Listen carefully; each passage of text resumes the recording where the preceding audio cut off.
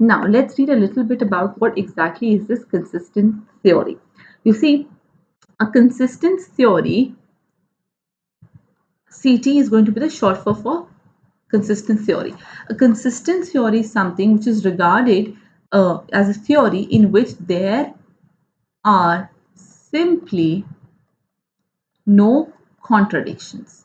Okay, as simple as that. This is what you remember for the exams, and you'll never get a question wrong on consistent theorem. What am I saying? I'm saying a consistent theory is the one, or is the theory in which there are no contradictions. Okay, so a consistent theory, okay, a consistent theory is essentially for classical deductive logic.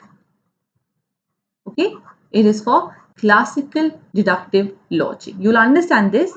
Just go link word by word and link by link. Why am I saying this? I'm saying this because it has been used, or it has been taken into consideration as a consistency proof, and this consistency proof is regarded as a mathematical proof.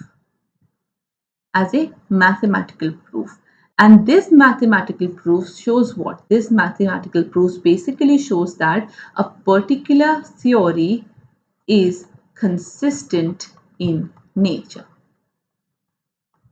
Is this clear? A particular theory is consistent in nature. So consistency can be proved. Now just understand the link. I'm saying consistency theory can be used, okay, or can be proved,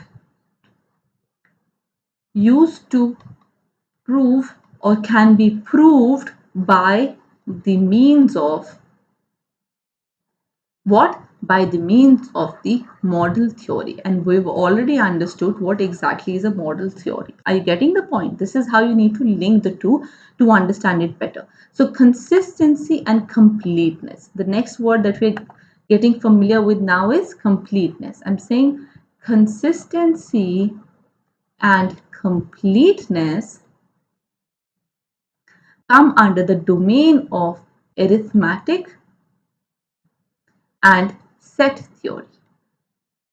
Okay, these two, consistency and completeness, come under the domain of arithmetic and the set theory. So Peano arithmetic shows basically that an intricate relationship between what? An intricate relationship between the consistent theory and its completeness. Are you getting the point? So consistency and completeness, this is the reason why they go together. So model incompleteness theory shows that a strong effective theory, or a strong effective theory of arithmetic, cannot be regarded as both, that is complete and also consistent in itself, right? But for the exam's purpose, even if you remember this bit, the thing that we covered here, that what exactly is a consistent theory, that one that in which we're simply dealing with no contradictions. So a consistent theory is essentially used for classical deductive logic. And how are we going to prove it? We're simply going to prove it using the model theory. And we have already understood what exactly is a model theory and what is the relationship of it when we use what? Examrace system.